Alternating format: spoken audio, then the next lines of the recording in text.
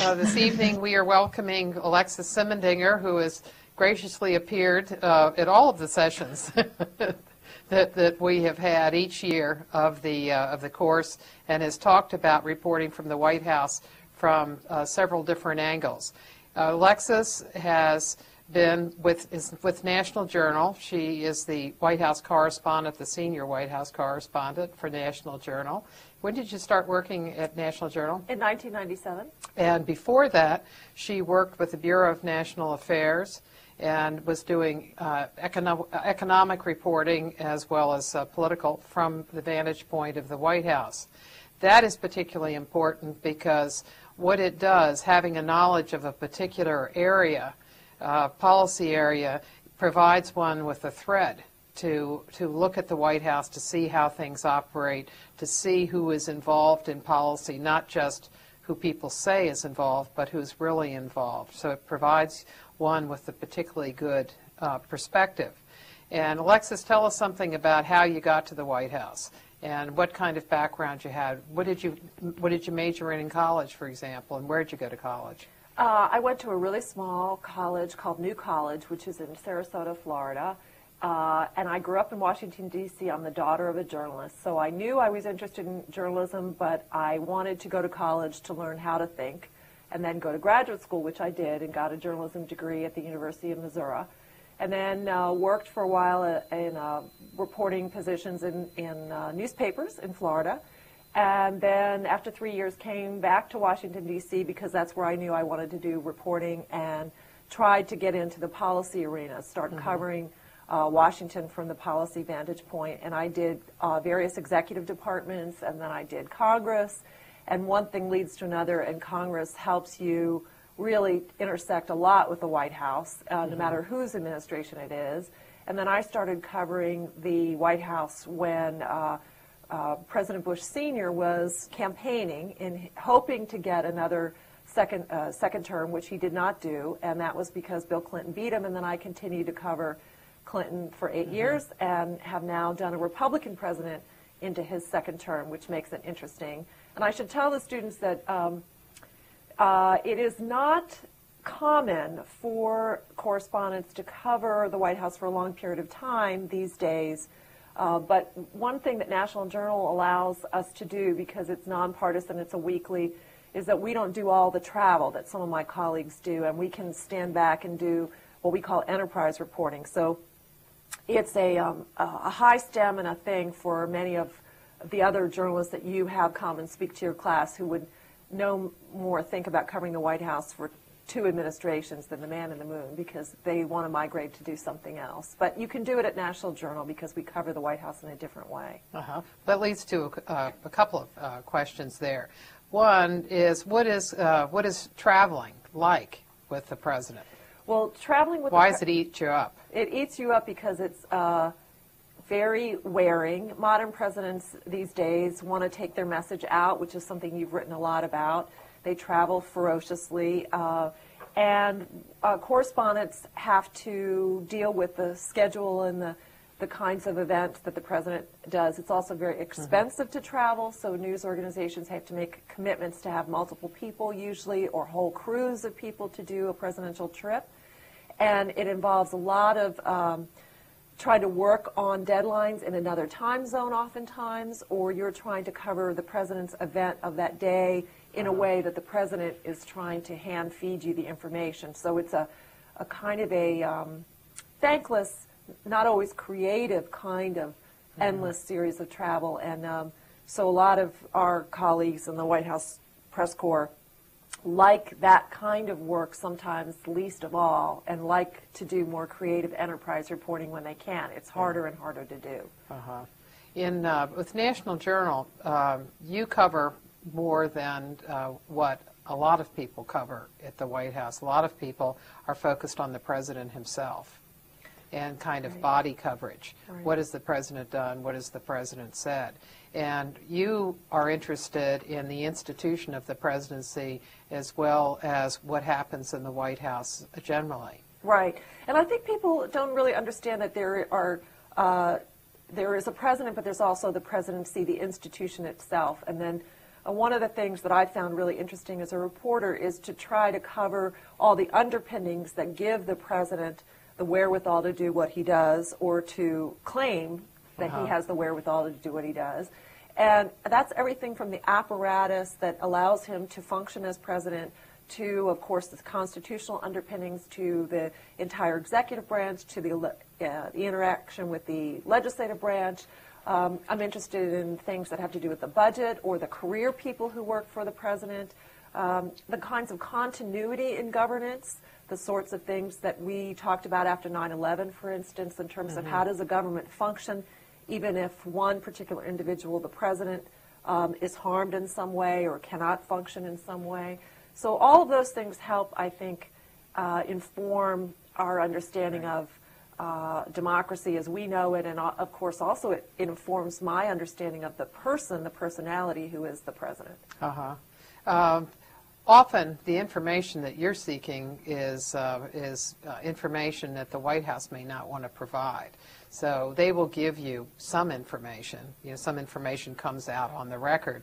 But what kinds of mixture do you have of sources of information in a story? Well, one of the things that I learned when I covered Congress was that you can really do a good job trying to cover one element or two elements of policy or presidential decision-making if you have sources on Capitol Hill. In the case of a president like Bush, who had Republican majorities, if you interact with sources that you know in the Republican Party on the Hill, for instance, you can oftentimes better inform yourself about what the president is thinking. I think it's probably hard to magnify the extent to which it's difficult to cover this administration if all you had to depend on was this president and his aides in terms of covering the White House. And I think we've talked in the past about, I have a colleague, we know someone who works for Fox News, who said he would be fired if all he depended on was the Bush administration and the Bush aides to help him do his reporting of the White House. And that's Fox, which is a network considered to be very friendly to the administration. So you have to use Congress, lobbyists, for instance, the constituency groups who are very supportive of the president's policies can help you a lot. Also, the apparatus that is the Republican Party or the party of the president can be very helpful. All the people who surround the Republican National Committee or the support structure for the Republican Party can sometimes be very helpful to frame out a story. If you follow the executive branch, if you try to go out into the departments themselves, sometimes in the past that has been more productive than it is with this administration because they have such a stranglehold on the political people who run the executive departments, and they're all trained to report back to the West Wing what kind of media inquiries they're getting, what stories are brewing. They're not allowed to be independent actors in the way, for instance, when I covered the Clinton administration, it was a Katie bar the door free-for-all in terms of being able to get stories out of the executive branch. Less disciplined, and the kinds of things that this administration has done to really control information were not even thought of in the Clinton administration. What are some of the things that they're doing that previous administrations haven't done or haven't done to the same extent?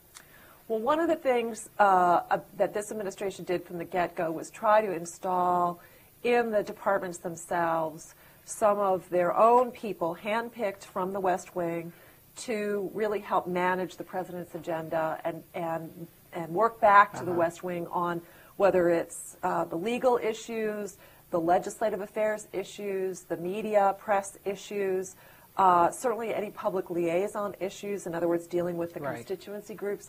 All of that controlled out of the West Wing. Now, the Clinton administration certainly wanted to drive policy out of the West Wing and control their message, but they also had put in place a lot of cabinet officials and various administration officials who own their own turf and could make decisions independently and help guide the West Wing about what the president's policy should be or could be to his advantage.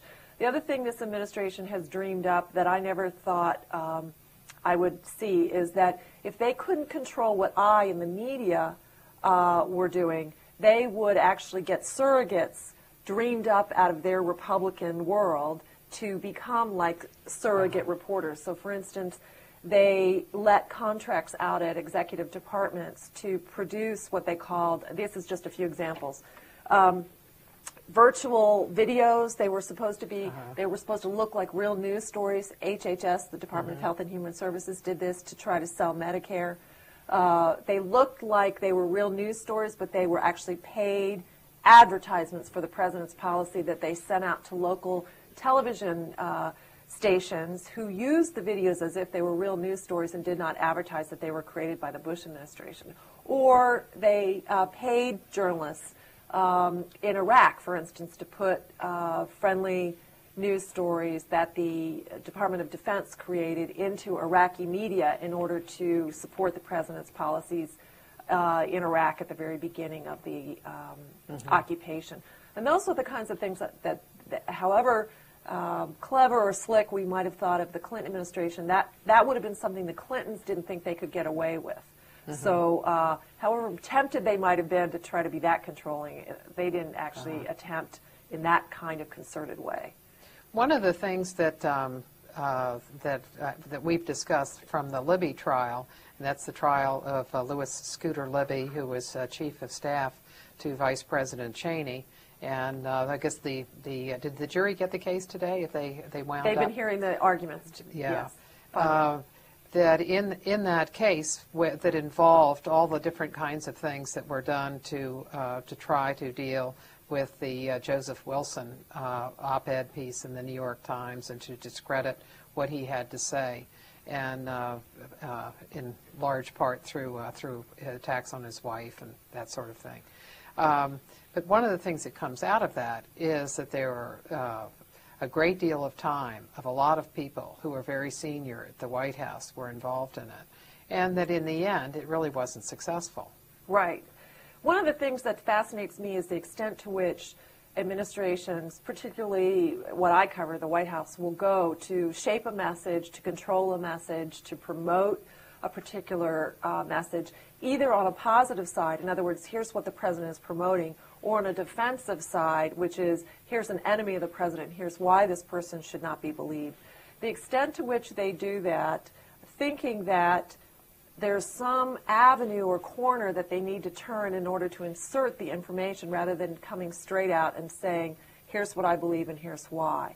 In the case of Scooter Libby, what came to me so clearly and to others in the White House press corps is that now that we've peeled the onion layers back and we've seen through the actual documents that were acquired by subpoena in that case, we've seen the vice president's handwritten notes, we've seen memos by his communications and press office, we've seen the chief of staff's notes to himself or notes between he and the vice president about what they needed to do.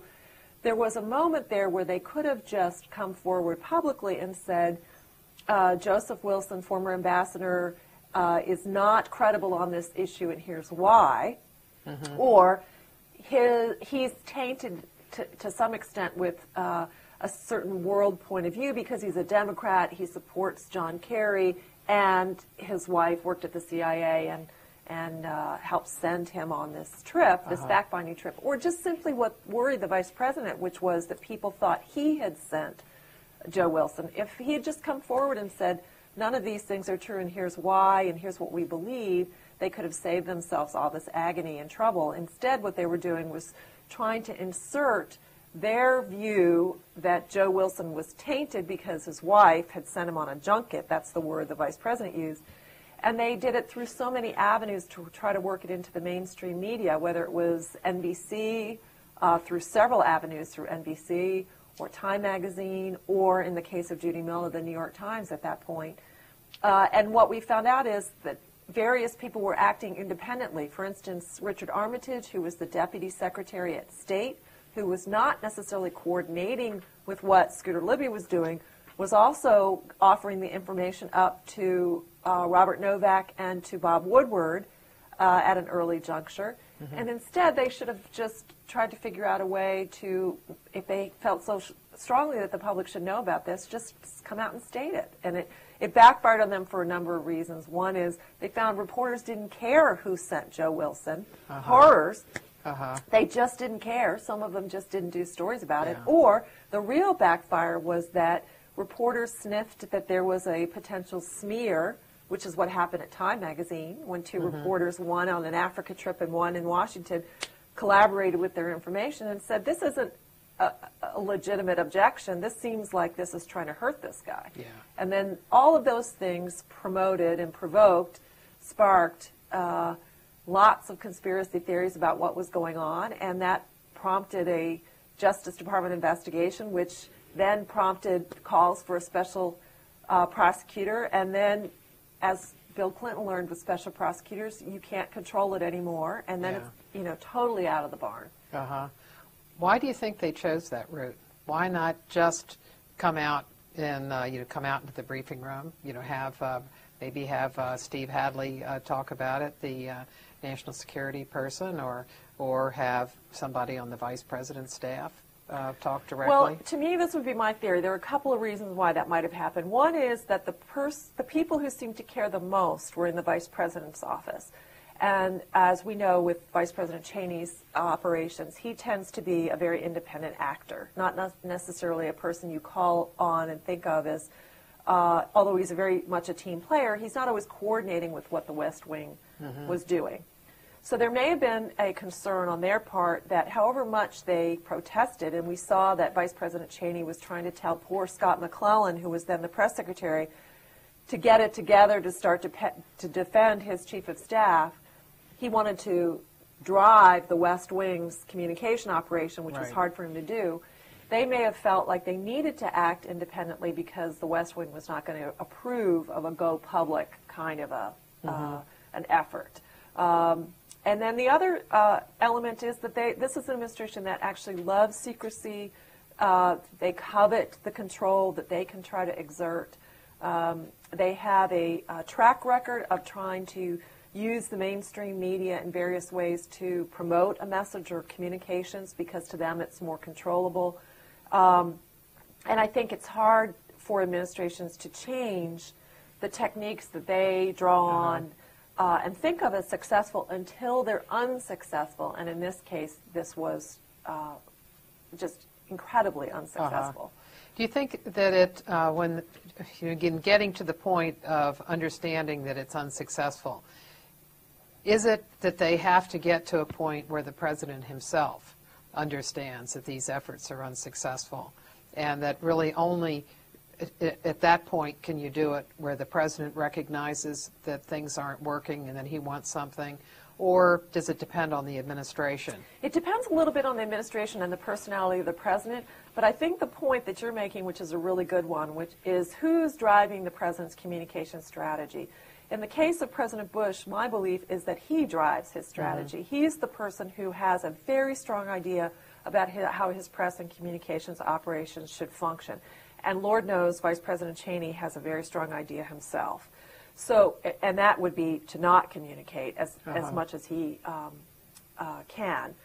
In this case, one of the examples that I think really brings to the fore President Bush's own stubbornness about his communication strategy is Katrina. There is no better example in my mind of a president who was slow, horribly slow, tragically slow, to the point of costing people their lives because he didn't understand the extent to which he needed to embrace a problem, that he needed to tackle it, he needed to get involved in it, he needed to take control of it, not just communicate about it. I'm talking about resolve the problems.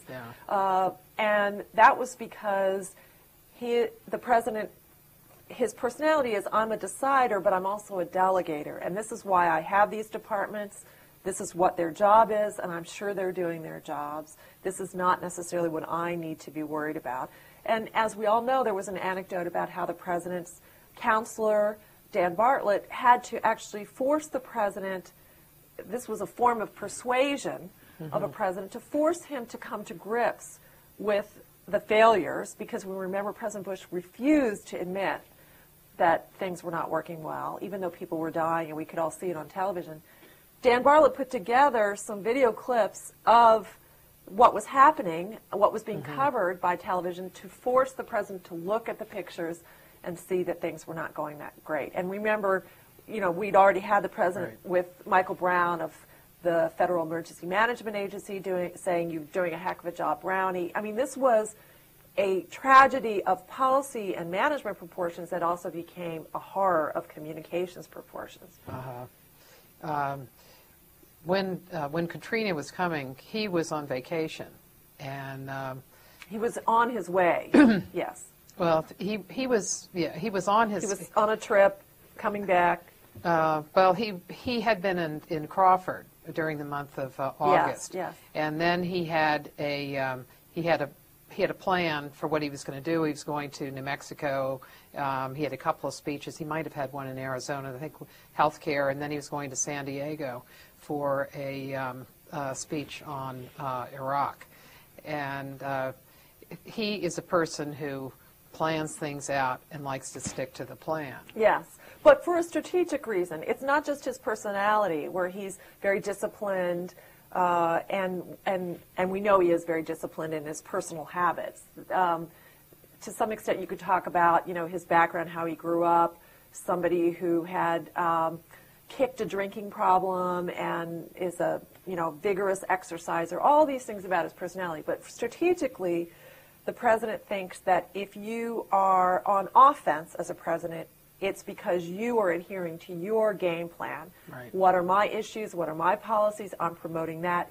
When you are responding to external events or your critics or what's happening in Congress to some extent, then you're on defense. And President Bush believed for a long period of time, and I think he still fundamentally believes this, although he's adapted more, is that when you're playing defense, you're losing.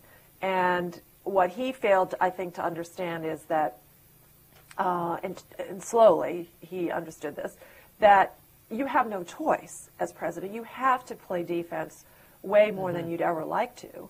And if you took a lesson from President Clinton's 8 years, you learn that sometimes the best opportunities you're handed as president are because you're exploiting opportunities to play defense, either against your enemies or against external events. Oklahoma City, for example, a president who, President Clinton, rebuilt his presidency at a time he needed to by being what they call the comforter-in-chief after the Oklahoma City bombing.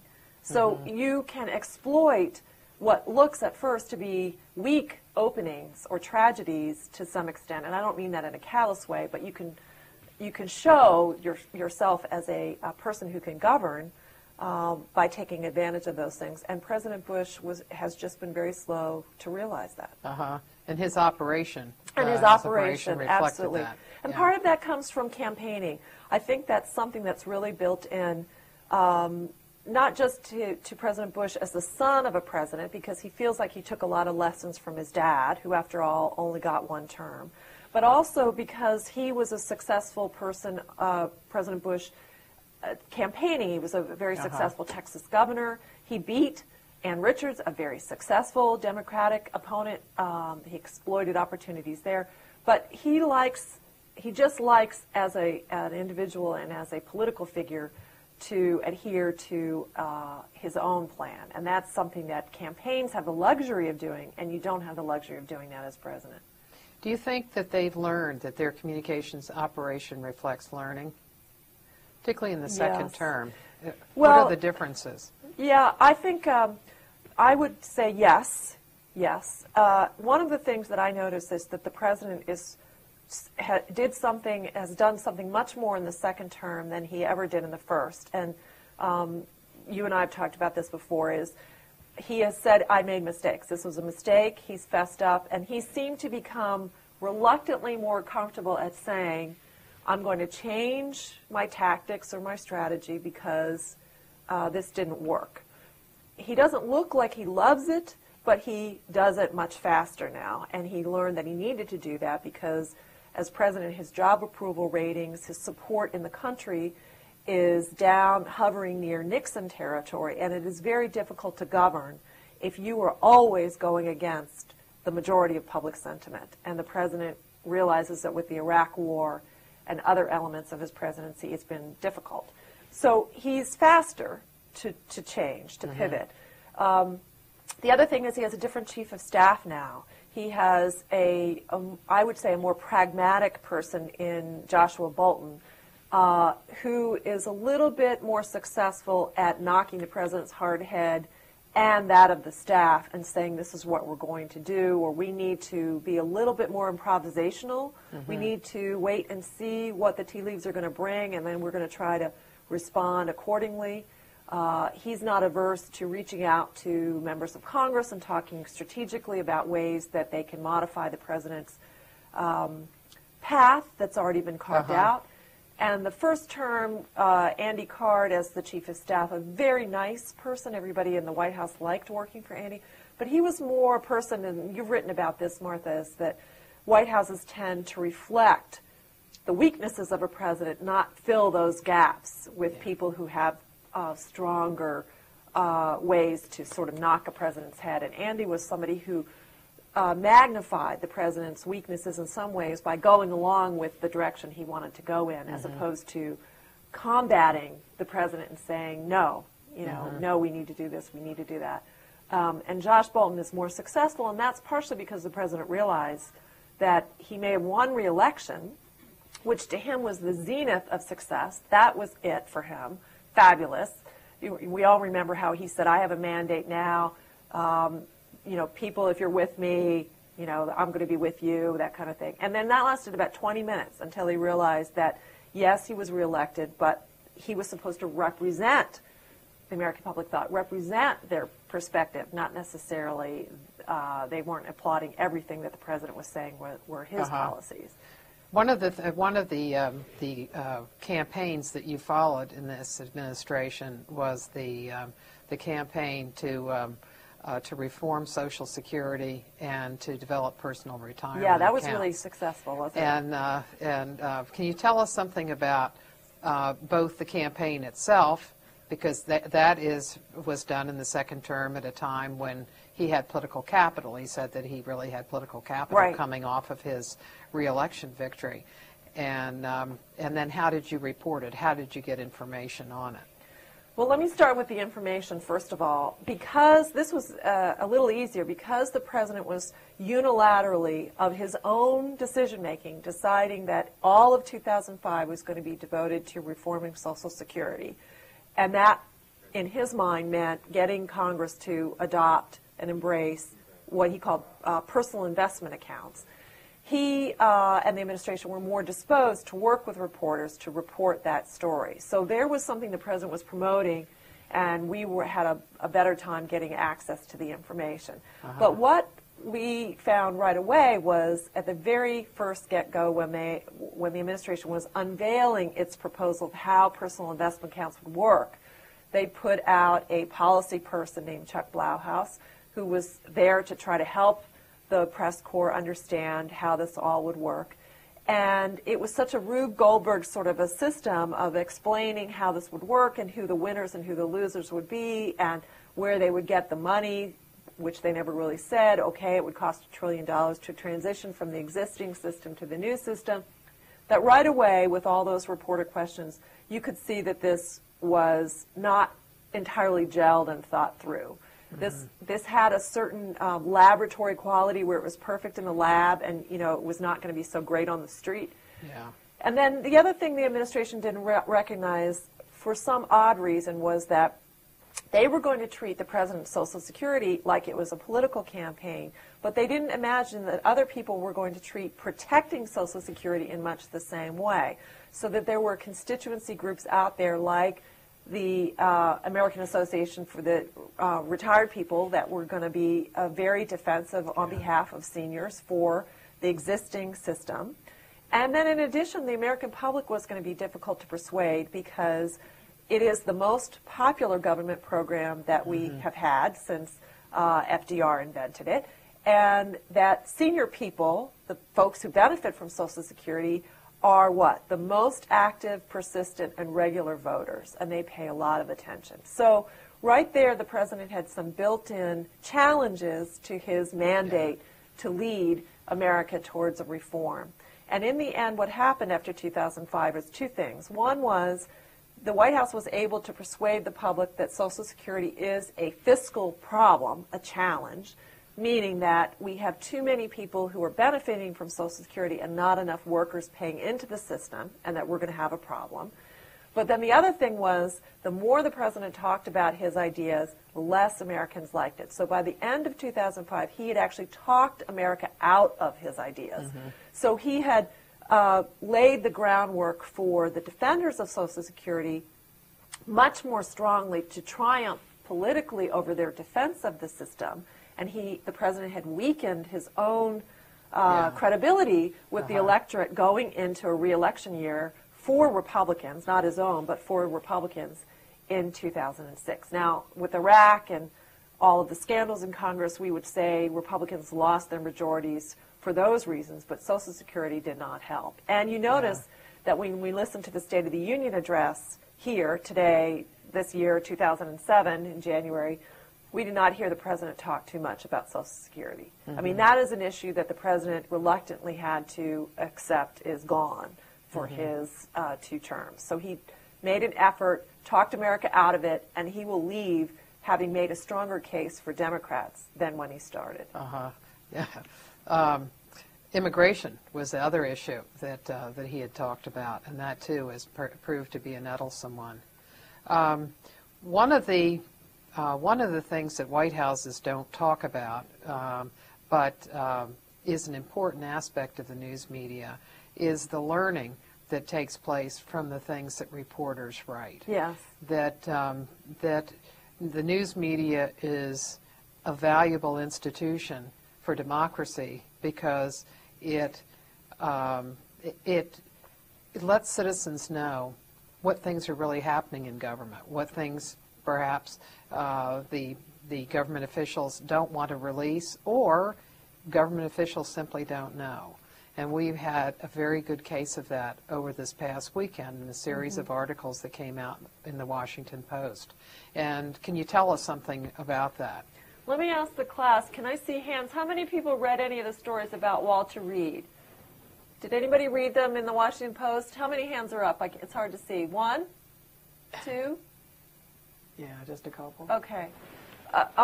Well, if you get a chance, go online when we're finished talking, and there were 2 stories over the weekend, and take a look at the stories because they're good examples of how a president never appreciates learning bad things about his executive branch from a major American newspaper, especially at a time when the president is trying to show that he is incredibly supportive of the troops and that Democrats might be interested in undercutting the interests of the troops if they try to challenge the funding for the war. So go back and look at these stories because you're going to see this race to reform Walter Reed. Basically, the stories try to describe the conditions for outpatient services at Walter Reed, which is a Department of the Army facility in Washington that has, since the Eisenhower years, treated American military. And Walter Reed happens to be, the hospital itself, not the outpatient services, happens to be an excellent medical facility for things like amputations and artificial limbs. I mean, it's the best in the country. Organ transplants, they really have a terrific group of people at the hospital. This is where the president has visited and delivered Purple Hearts to these really amazing veterans who have lost limbs and their quality of life and everything else there. Really tragic stories, but very, I would say, inspirational too. But many of them actually get discharged from the hospital and then have a kind of a halfway treatment period of time in which they're at the outpatient services, which are plagued with things like moldy facilities and not very good what do I want to say, like vermin, sanitation, exactly. And also, some of the veterans are complaining that the military are too quick to claim that their conditions as outpatients were pre-existing conditions, as opposed to conditions that happened to them as a result of the war. So at any rate, in exhausting detail with color pictures, horrible stories. And the president learned about this from the newspapers. So what has happened today is that the reporters... Because today's the first day. Today's the first day since President's Day to get the White House to react. So reporters in the press corps, the White House press corps, go to the president's spokesperson, who's Tony Snow, and spent today asking, what did the president know about this? What was his reaction to this? Because all of us know the president has gone to Walter Reed a lot to commiserate with the veterans and to show his support for them. And in this case, the White House did a kind of an awkward job of trying to refer all the detailed questions about this to the Department of the Army at DOD, which is in fact responsible for Walter Reed. And then Tony Snow was very slow to be able to say, absolutely at the beginning, the president was appalled, he read these stories, he had absolutely no idea, he picked up the phone. Whatever story he could have told about the president's reaction, he just didn't quite come up with. And so by the end of the briefing, this still had not been stated, and the transcript of the press secretary's briefing gets distributed this afternoon, and there's an asterisk at the bottom of it which corrects the record, or as we would say, revises and extends the record to say that the president is not accepting of these conditions and, had this reaction and wants this fixed and, all these things that it had to say. So this was an example, again, of a little bit slow on the uptake, even though today the Department of the Army had briefings for reporters to describe that the Department of Defense was appalled. Also, the Secretary of the Army said he had no idea. Now, keep in mind there's a new Secretary of the Army, so you can imagine he can say all the things he wants because he's brand new. Yeah. So this was a situation in which a 1 or 2 day story cycle is now going to be a very extended news cycle coverage of this. Yeah. Because one of the first things people want to know is that personal reaction of the president. Right. Because they've seen the pictures of him at Walter Reed with the veterans. And every veteran would want to know this, and every reporter in the room was asking the questions because of the human interest elements, but also the political elements of this, because the president is about to get in March into a fight with Democrats over funding, continued supplemental funding for the Iraq War. And Democrats, of course, are trying to apply conditions, or would like to, some of them. And the president is trying to say to them, you don't care about the troops. You're trying to undercut the interests of the troops. So the political ramifications of this put the president in an awkward situation. If he looks like he's talking up money for fighting a war, but he's not taking care of the casualties of the war. What are some other articles that you can think of that we as citizens have learned about governmental operations through the news media? Articles where we learned how government operated in a way that the government officials weren't telling us. Oh, well, how about Watergate? You're talking about in my my experience. Sure. I'm not that old. I did not cover Watergate. But I was a kid when Watergate happened, and of course we all remember that what we learned out of reporting, and also because of the congressional interest in subpoena power to bring officials to reckoning, was that President Nixon had taped himself, and because of the president's tapes, we learned a great deal about governing inside the White House, way, way more than any supporter of President Nixon felt that they had even known. Even in some of the president's aides inside the White House were shocked and awed, as we would say, about President Nixon's language. President Nixon had not only a very colorful use of language in private, but he also had some very ugly things to say about Jews. He loved to sit around and, shred his enemies in discussion. Yeah. He had a very dark side that came forward in the tapes. And, of course, all of the operations that came to be known as Watergate. Watergate was sort of bundle of things that the administration was doing to support the president in a re-election effort.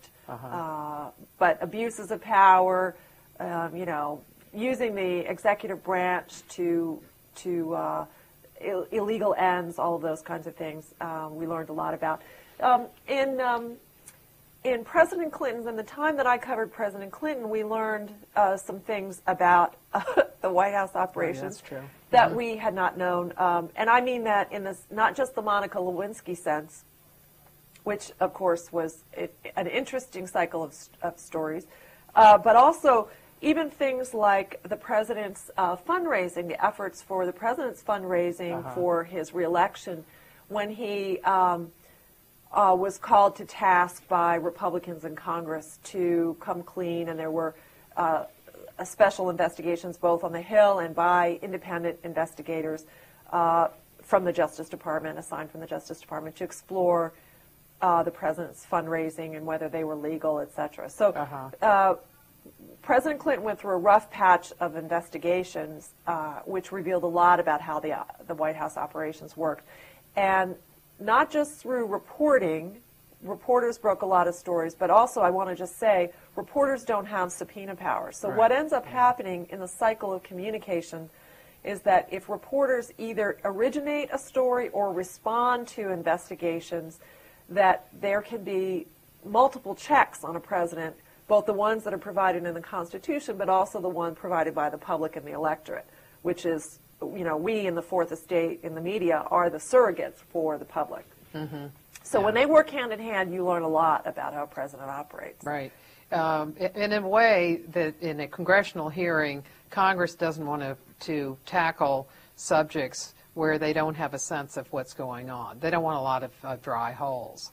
And with news media, the news media has traditionally been more willing to try to investigate a variety of things and has been a little more willing to do that. And so they have dug up stuff, and then at a certain point, then the Congress will take it over. Well, and oftentimes the media and the, not so much the media and the courts, but the media and Congress will often work hand in hand on stories because they can be mutually supportive of one another. The media may not advocate for a certain outcome the way members of Congress might, but the media by nature are advocating for a certain level of transparency. And so Congress can use the media to leak information or provide information or to grab the information that's being dug up by reporters. But there's oftentimes a communion of enterprise in a long investigation where you'll see that a good newspaper will start to say that so-and-so investigative committee will be reporting, this week that blah, blah, blah, blah, blah. And that's because they have sources on the committee highlighting what is to come to build a threshold of stories that will keep the pressure on and keep, and that's in the interest of the media, because the media are very interested in providing a kind of exposure of news or a transparency of governing rather than necessarily advocating for a certain outcome. Well, an example that just struck me as you were talking is the series of articles, some that were in National Journal and then some in the Washington Post, about Jack Abramoff, the lobbyist, and his misuse of funds and all of the people that got swept up into that, who were members of Congress and also who were staff people. Yes, that exactly. In a way that came from the Hill. Yes. There were staff people that were giving information to the Post and to others, and then gradually, when those articles came out, then you had Justice Department investigations, and ultimately you have trials, indictments, trials, convictions, and they're serving time in prison. Yeah, exactly. Can you tell us something about the changes in the media, the types of media that we have, and what that does as far as the information we're provided from the time when you first started reporting? Start back in St. Petersburg, and the kind of media there are, and then what we have today. And are we better off today than we once were? Well, let me see another show of hands. How many people read in this class read a newspaper every single day? Ooh, you're an aberration. That's a lot of hands. How many people watch? Oh, now, let me ask you, how many people read your newspaper online? Okay, so you guys feel comfortable reading newspapers electronically as opposed to a paper-based newspaper, right? Yeah. How many people get news from television every day? So that's a lot of hands, too. Okay. How many people get your news from Jon Stewart? Yay! Thank God. How many people get your news from blogs? Thank God. You're not just doing this to impress me, right? Okay. What about Google? Getting Google News or Yahoo News? And what she's talking about is, do you program, Google to send you stuff you're interested in? You set it up so that you can get regular emails? Or do you just go on there? Or do you go on to search for the wire services or something like that? No. Okay. Well, when I, in the third Metazoa era, when I first started reporting, there was, network television, there were no cable, and it was print, newspapers. That's what I thought I would spend my career doing, is newspapers. And I grew up in a period of time when there were still evening newspapers when I was a little kid, and the whole economy of American workers was geared towards maybe you would have 2 newspapers a day, at least in many towns. And then I went into journalism school during a period of time in which there was a contraction of the number of American newspapers. And then in the 1980s, cable CNN was born, and cable news, 24-hour news, became an innovation that changed the nature a lot of the way I saw President Clinton's administration, which was the first to really take advantage of that, not the first to deal with cable news, but the first to try to take advantage of it. And then President Clinton's administration was the first to really deal with the internet as a communication tool. And that was a whole new innovation for news reporters.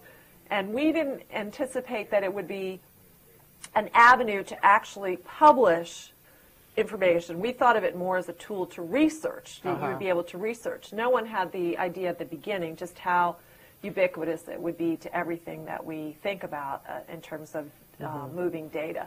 So all of those things have offered reporters many more opportunities to cover presidents and to cover the White House, and offered presidents many more opportunities to try to shape their message. And so much more specialized news publications now, niche publications, and I mean that both electronically and print. And so we noticed, for instance, in President Bush's effort to be reelected, that he understood that he could do very targeted things to reach audiences by using talk radio, or to give interviews to Golf Digest, or to appear at NASCAR events.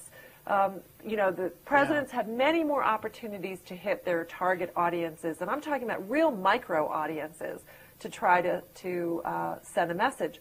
So when I was first a reporter, it was common to think of presidents trying to go over the heads of the mainstream media to try to talk to local media.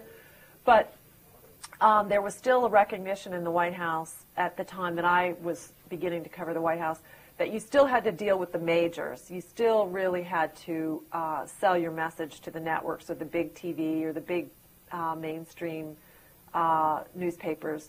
In the time I've been a reporter, there was a new national newspaper added, USA Today, and people thought that was going to be a fly-by-night. That thing wouldn't last. But it became very, very popular, and it's been very successful. Both President Clinton and President Bush have taken advantage of that. So the challenge it's presented for a reporter like me, now keep in mind, I write for a magazine, a weekly magazine that the White House thinks of as kind of a niche publication, because our audience is what we think of as, quote-unquote, the opinion elites, meaning people who have enough money, which is a considerable amount of money to subscribe, and also need that level, that depth of reporting beyond what they get in the newspapers to do their jobs. So we have a lot of lobbyists and lawyers and business people Congress, who get our magazine. So the president has lots of ways to choose to sell his message, and I have a lot more competition in trying to get my information, trying to get an interview, trying to get administration officials to talk to us so they can cherry pick what they think will be useful. And that's usually the guidance. The White House is much more interested in what's going to help President Bush than what I'm interested in or what will help me with my story. Just because I'm interested in doing a story about the new White House counsel doesn't mean that the White House is interested in helping me do that story because I ask. So they can be much more selective, and it's more challenging to try to do it now.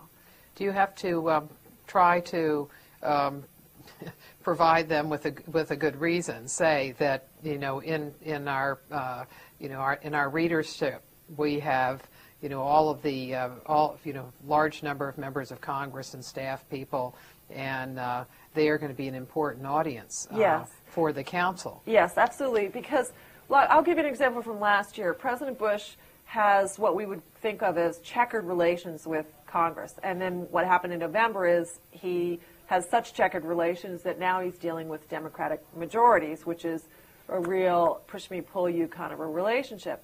But last year things were dicey enough, even with his own party, that I, with National Journal, went to the White House and said, I've noticed that you're trying to do more events, quietly do more events, to reach out to members of Congress, even have the president do social sorts of things to try to build better goodwill or a warmer relations. This is a president who has not been the LBJ of the Republican Party and trying to woo, persuade, entertain members of Congress to do his bidding. So I actually had to promote, look, this story is going to be seen in every office on Capitol Hill. I want to do a story that basically says the president's trying harder. He's trying new things. He's trying to shake it up, which he was trying to do. So they agreed, okay, that's a story. They could see the benefit of that kind of story to them. And so that they were interested in trying to be helpful.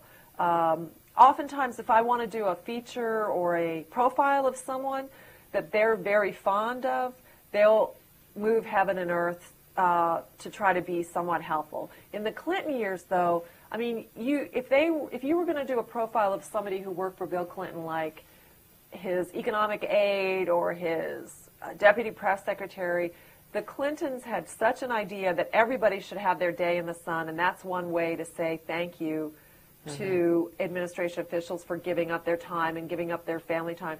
You could practically get the president on the phone singing the praises of somebody for those sorts of stories. They really would be very amenable to certain kinds of stories just because it was something that the president thought was a gracious thing to do or that the press was interested in doing. They were more disposed to be responsive to the questions and the invitations of the media to participate. So it's tougher with this group. You have to think of like a hook. Like, for instance, until I think very recently, the Los Angeles Times had never gotten a sit-down interview with President Bush, even though the president was very personally disposed to high regard for the Los Angeles Times reporters. And that had more to do with what is in what they thought of as the president's interests. California is not President Bush territory. And so they had to be more persuaded, why would this be in their interests? So they're a little bit more persuaded now when you have, only 34% of the country thinking that, the president's doing a good job. So they realize they have to work a little harder. And the president's doing off-the-record sit-downs with reporters, which is not an uncommon thing for presidents to do, but they tend to do it when they're on the ropes instead of when they, could have put some money in the bank, back when they were riding high. So the president is doing more things to mix it up with the media. It's not that he's giving away more information or, offering up more details. It's more that he's trying to build relationships. Yeah, one of the things that just seems to occur in every administration is the effort to do that. Yes. That they think that whether it's communications people persuade the president that if he spends more time with the president, if people see him in a more relaxed setting, that will be favorable. Right. But the reality is that the reality, which actually Bush talked about in his press conference last week, he was saying that it didn't make a difference how good an explainer or how articulate he was in the speech. He said it's the policy. And so he said that's true. He was talking about it's the facts on the ground that right. the American public can see. Yeah. He was talking about Iraq, that no matter how often he talked to say things are getting better, if the audience is looking at Iraq and seeing nothing but death right. and mayhem, he understood now that his bully pulpit will only get him so far. Yeah. And that's the limit of presidential communications. And that's the limit. Yeah. And oftentimes, Martha, you've reminded White House correspondents that presidents who have communications problem, I'm not sure how many presidents understand this from reading your work, but they tend to think that if they have a communication problem, it's because they get bad treatment by the media or people right. just don't understand. But what you pointed out is that it's not a communication problem they have, it's a political problem, or it's a policy right. problem. There's something fundamental in the foundation that's not going over well, and that they need to rethink what they built the house on before they start worrying about why people aren't liking the house. Yeah. Well, let's go to Towson for some questions. I know people have some questions. Somebody? 2 weeks ago, Ann Compton hinted that nothing stays off the record indefinitely. Would you agree with this statement? Yes. Let me make sure I heard your question. You were saying Ann said that nothing stays off the record indefinitely? Yeah. Yes. Yes. Yes, I think that's right. No, and my attitude would be it shouldn't stay off the record. Usually presidents like to try to encourage journalists to hold something off the record for a period of time, but they also understand that we are naturally gossipy, talkative people who our business is to share information with you, not necessarily to keep information for ourselves. And so eventually, and sometimes it can be a very long period of time, information gets out. Sometimes it can be very, very quick. But I agree with her that it is very hard if you've shared anything with anyone in Washington for it to remain a secret forever. Mm-hmm. Yeah, that would be true with members of Congress. That would be especially true with members of Congress. And that's why reporters love covering Capitol Hill, because you've got all the, 535 and all their staffs, and they all yak, yak, yak, and they love to talk, much more freely, because they're all independent actors who are trying to support their own interests. And, with the White House, you're really dealing with one personality who controls with an iron fist, he likes to think. And so it can be slower at the White House for things to bubble up to the surface. But it eventually does. It eventually does. And presidents get very frustrated. Presidents get incredibly frustrated. Yeah. President Bush, like a lot of presidents, can't stand leaks, as you've noticed. Even though his administration selectively leaks information, but that's called a planned leak, a purposeful leak, as opposed to the inadvertent ones that he doesn't control. And I remember covering President Bush, his dad, and his father was so disturbed by a leak that came out about his budget that and you have to remember this was when we were still dealing with faxes, not email or any electronic data like that. They numbered documents that were distributed at a meeting, secretly numbered them, and then tried to trace how a document got into the media by slight wording changes and numbering on the document to see if they could figure out who the leaker was, because President Bush ordered an investigation of the leak. Investigations of leaks very rarely produce anything. Well, anyway, at the end of the story, he found out that the leaker was his own budget director. So it wasn't exactly the story that he wanted to find out. He thought it would be some career person who was his enemy or something, and it really was his own budget director. who stayed on, Dick Darman. He wasn't fired. Nothing happened. You know, you can't stop. You just can't as president. You just can't. And especially in second terms, which is why I always think reporters make a big mistake if they leave during a first term, because the second term always gets more fun, because presidents' power eventually ebbs and their problems mount, and the talking and the litigating on policy starts to happen outside of a president's control, and it's much more productive for a reporter to be covering the White House in a second term. Much more fun. Another question? What would you say to critics of the press who argue that media undermines the democratic system by spending too much time focusing on scandals and portraying public life as a game among scheming politicians? Well, what would I say? I would say they're right and wrong. It's true that there are elements of the media who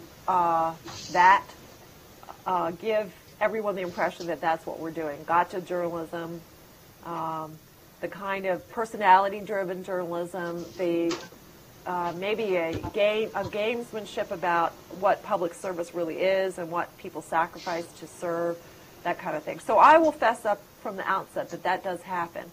But what I want to say is that, as I was saying earlier, there are so many more outlets in the media now that call themselves media. And we can talk about that at some length, whether we consider media to be Comedy Central or some of the entertainment shows or bloggers or talk radio, whether the advocacy journalism that is really cropped up and lives and exists and flourishes because there's a big audience for it. There is a big audience for it. People like that combative kind of style. They like the kind of titillation of it. So unfortunately what's happened in my business is that media outlets are run by business organizations. They are not run as nonprofit public service organizations, and therefore businesses, media, follow where the market is and where the audience is and where the advertising dollars want to go. So if more audience wants to see combative, crossfire kind of gotcha sort of programming, you're going to see more of that on television or on radio. And I'm not a big fan of it, an advocate for it, but you know, we're all functioning in a really tight economic market for media organizations now, and it's just part of it is driven by what it is you guys do as an audience, and I mean you, meaning the public, not necessarily just you as a class. Mm-hmm. I remember during the Monica Lewinsky scandal that somebody was asking your colleague, Carl Cannon, who was then working for the Baltimore Sun, why there was so much attention on Monica Lewinsky. And so he was pointing out that they were selling a lot more papers, for one thing. So yes. The idea that there isn't an audience out there that wants to read about it is wrong. Yes, and right. That certainly drove it. Do you all have a question?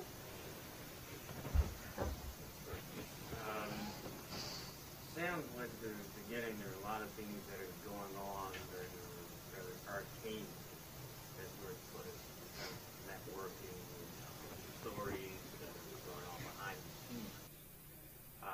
So the question is, how much reporting do you actually do on practical claims compared to how much reporting it appears that you're doing when you're following on television?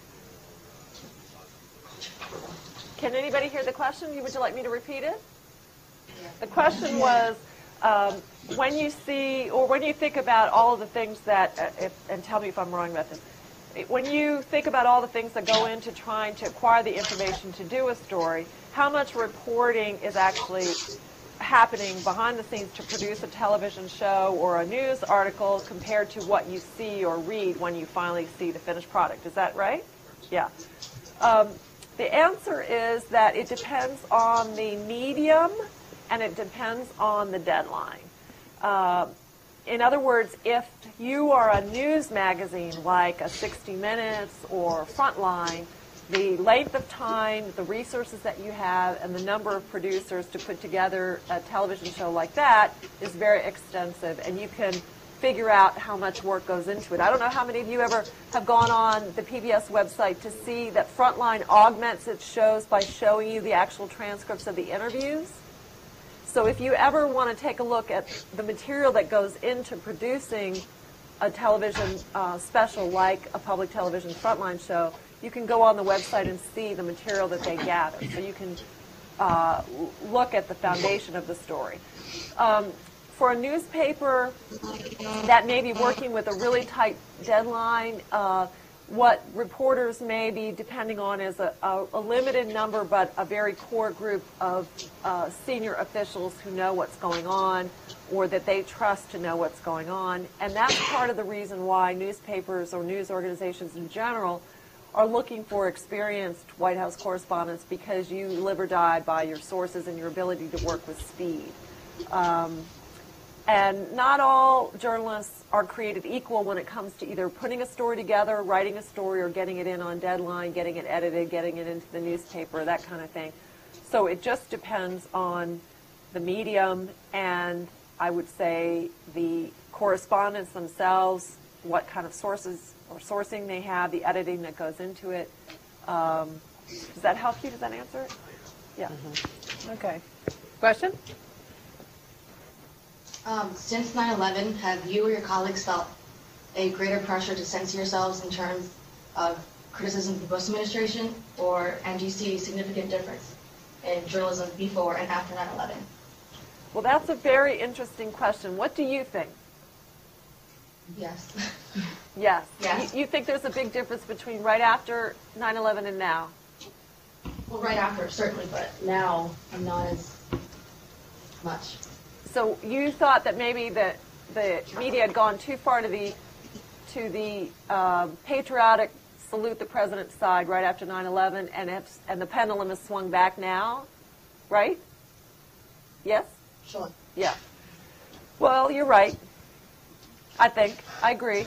I think that what happens with the media for a multiplicity of reasons is that because of the things I was talking about the media being in business, and also because of the difficulty of being able to source information and to make sure that you're getting a broad enough spectrum of sourcing for your stories. The media at large, mainstream media, can be very sensitive to public sentiment, to a person's political power and clout, to a kind of a nationalistic pride. Not a partisan necessarily, but definitely a sense of observation of what's in the interest, the better interests of the nation, especially if a president is trying to say that for reasons that we're not allowed to know, certain things would harm the country. There's a long history of the media being very deferential to presidents in circumstances like that. So I would agree, but my argument is that does not mean, your concern or your observation does not mean to me that the media did not do an adequate job of writing about what led up to 9/11 or what happened after 9/11. And why I say that is because you can find the stories in the mainstream press about worries that there was no connection between Al-Qaeda, for instance, and Saddam Hussein, or that there were no weapons of mass destruction. You can find those stories, and they were done. But what you're observing is that there were far many more stories that took as their sourcing international officials, government, previous administrations, the whole entire Congress in terms of a majority vote for the resolution in 2002 that said that they had seen intelligence information or had information from intelligence sources that supported the president's drive or his perspective about Al-Qaeda. So I would say that it did not take very long for the pendulum to swing back if it had been a little too hesitant in the beginning to just do the basic things that the mainstream media do, which is to ask questions. Martha comes to the White House briefings almost every day, and she has seen many, many press secretaries come and go.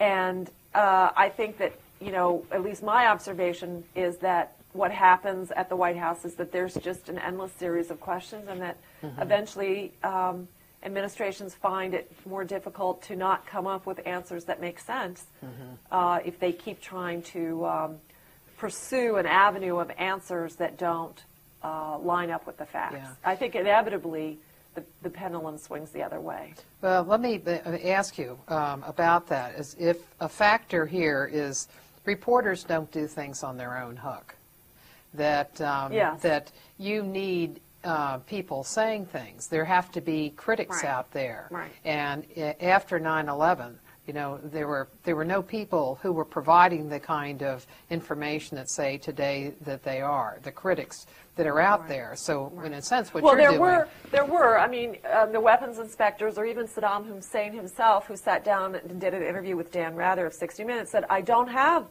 we got rid of all the weapons, but nobody wanted to believe him, and the administration couldn't figure out why Saddam Hussein would want to have gotten rid of his weapons and then make it seem like he still had them. Well, there was a good reasons why he might want to do that, because he was afraid of being attacked by his neighbors. But at any rate, there were sources, but it is very hard for the media. What Martha's trying to say is the mainstream media have a limited ability to prove a negative, and we do not have subpoena power, and we are not the opposition party, which is something that comes up again and again and again. So what we do is we're trying not to invent events or create the news in the mainstream media. What we're trying to do is cover events and write about the facts as people are willing to describe them or put out intelligence or discuss it or whatever. So I think my only argument is, however much you want to criticize or be concerned about the media being too gullible or swayed by political pressure in the beginning, my argument is that it didn't last that long, and in the grand scheme of things. And what I hope is that we continue to have as broad a spectrum of mainstream media to continue doing a good job of figuring out what events are showing us will be happening now or in the future, and the same spectrum of questions. Right. Should we get out? Should we stay? Where is Al-Qaeda? Is it stronger? Is it weaker? Is terrorism really a global issue? Is it something that is a criminal law enforcement issue? Is it really a war? I mean, all those are more pertinent questions to me now than to look too much backwards. Yeah. Does that answer your question? Yeah. Okay. Another? Some more questions there? I got one. Can you define what you mean by advocacy journalism? Because I guess my standard, I would think the New York Times would be more of an advocacy journalism for their point of view. Can you just define what you think advocacy journalism means?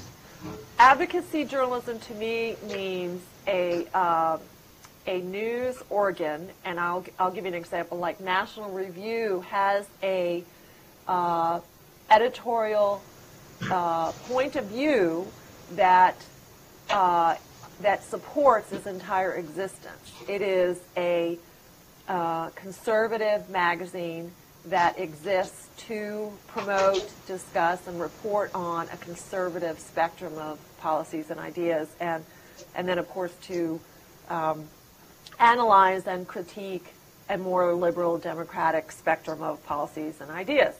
That to me is an advocacy magazine. And why I bring that up is because I write for a magazine that people confuse with National Review. It's called National Journal, and it's nonpartisan, and it's also weekly, but we do have columnists who will express a point of view based on their reporting or analysis, but not necessarily a reliable spectrum of political points of view like Democrat, Independent, or Republican.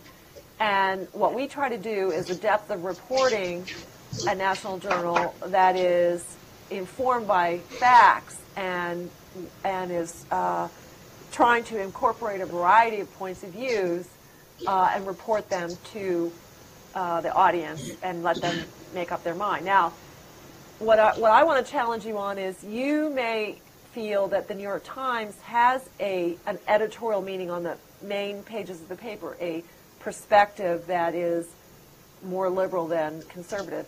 What I think, though, is that the New York Times, I don't consider that an advocacy newspaper, but they have an editorial page that has a strong advocacy point of view on many important issues that I would say is probably more left of center. So I would disagree on that in terms of my definition. We tend to think of Fox News Network, as being more disposed to a conservative or Republican point of view. And in fact, the creators of Fox News said that it was invented as a counter to CNN, which during the Clinton years was jokingly referred to as the Clinton News Network, meaning that there were lots of audience members who thought that the disposition of CNN was much more left of center than it was right of center. So even in the spectrum of things we think of as mainstream, there's still orientations that you can sort of detect. What would you say about the Washington Times? Washington Times is a newspaper that is very disposed to a conservative range of reporting. They're still reporting on the events of the day, but the assemblage of facts and the outlook can oftentimes, not in all stories, but can oftentimes be very disposed to a conservative or Republican point of view. The Nation, there's a magazine very left of center. Advocacy is very much for liberal perspectives. I'm just curious, is there anybody in the class who has served in Iraq or Afghanistan? Yeah. Yes? Yes. Can you introduce yourself and say where you served? My name is Septima. I'm sorry, what? In Babylon. And with what branch of the military? Marine Corps. And how long ago did you serve? I was there in spring 2003 in the invasion. Ooh. And what would you say about advocacy media? Do you, when you read and listen to news, do you think that there's a point of view? Absolutely. And what do you think it is? I think pretty much 90% of all media is biased against the military. Against the military. And the war. And is there anybody else there in the class who has a family member or a friend serving? Yes? Did I see a hand? Yes? Do you have? Can you say who is serving and where? I have no idea, but I know he was my friend. He's a photographer or something like that, and he went like during the summer of last year. In the Army? In the Army? Right. Yes. Yes. And you don't know where he is now? No. Okay. Anybody else? Yes? Yeah, I was in the Air Force, so I had several friends who were in Afghanistan and Iraq. And do you talk to them still about have you ever talked to them about media coverage? Yeah, I talked to my friend who was in the invasion, and he felt pretty much like the other guy here, that it was pretty biased against them. What about the Embeds program? Because there were journalists. There was a reporter from National Journal, for example, who was embedded with a We had three journalists from my company who were embedded during the invasion. And one of them was killed, Michael Kelly, was killed in the drive to Baghdad. And then we had two others who were embedded and both returned home. And generally, the program was regarded as one that was very favorable to the military. And you all didn't find it so? I think it's a bad idea because it puts journalists in harm's way and it makes the combat units they're attached to less effective. So it more or less takes more troops to protect the journalists, and they're not able to do their actual job. So basically the unit that they're with becomes less effective when they're in the field. So they're more susceptible to being killed. Yeah, it's interesting because there's a big debate about that, that's for sure. Definitely. What about the, you say that they're biased against the military. In what way? Is it in terms of the amount of coverage? Is it the type of things that are covered? Well, I don't really want to get too far into it, but I mean, what it comes back down to is money. People that watch TV, they want to see shock and awe. They don't want to hear about how people are handing out, stuffed animals and snacks to little Iraqi kids. They want to see people getting blown to bits and, chunks of bodies flying across the street. So, I mean, I really, when I turn on the news, I don't expect to see the good stories about, all the diseases getting cured and everybody getting vaccinated and hospitals reopened and everything.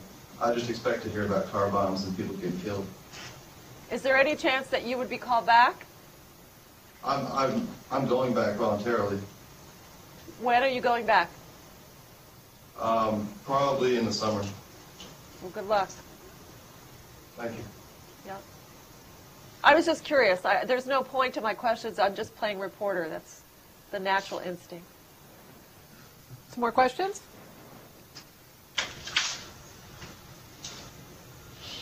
How many people have been to the White House? So you're going to go again, right? And you're going to see Tony Snow? Oh, hopefully. We'll see. Yeah? Yeah. I really haven't told. Oh, you haven't told them. I'm sorry. That was called a leak. That was a leak. An unauthorized leak. Sorry.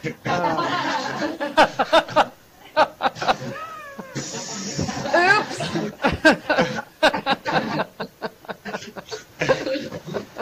Well, I guess you're looking forward to it, aren't you? They're going to be, I think, as the plans that I'm currently working on is to have you come in for a briefing at the White House at the press center, one of the press secretary's briefings, and then afterwards he's going to talk to you all. That sound good? Field trip, yay!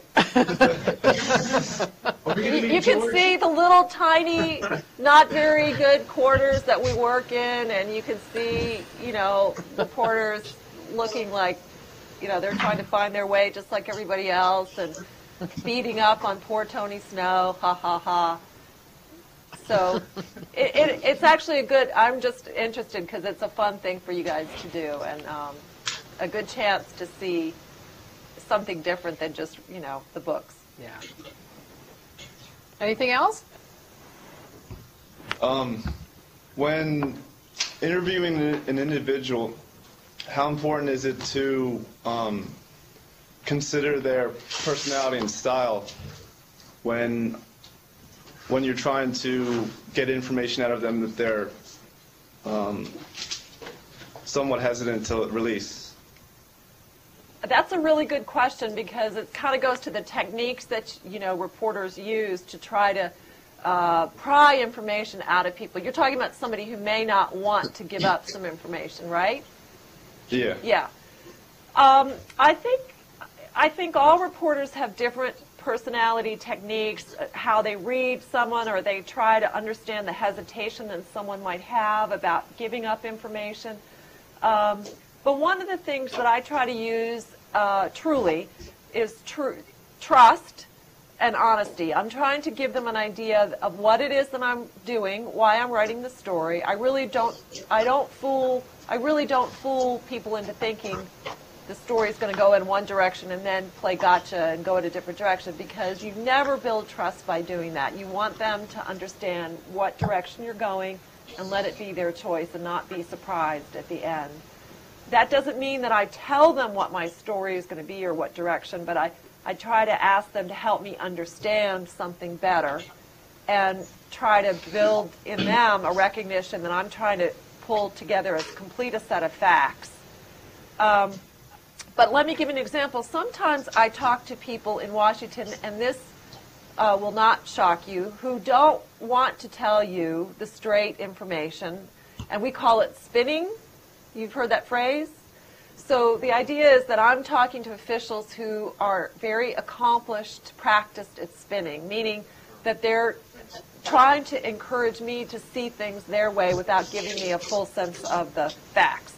So sometimes you have to be very brassy and insistent with those people to let them know that that's like half the story or a quarter of the story, and you're not going to be fooled. Let's see the whole story. But sometimes you also interview people who are not as practiced at being interviewed, and you can be much more persuasive by not being combative and being very straight up with them. I don't know how many people were paying attention to the news during the Libby trial, but did anybody listen or hear on the news the tape of Bob Woodward interviewing Dick Armitage from the State Department, or see the transcript? Well, that was a very interesting, those are two people who knew each other well and had talked many times over the years. And Woodward adopted a level of discussion, a kind of phraseology and a way of having a conversation with Armitage that was very much all male, buddy to buddy, very conversational, very like, trust me, I trust you. And that was very interesting because oftentimes the interviews that I have are much more like a conversation than you see on television where like Russert is interrogating someone. That's a form of an interview, but it's not a conversation really. So there are lots of different forms that interviewing takes. One last question?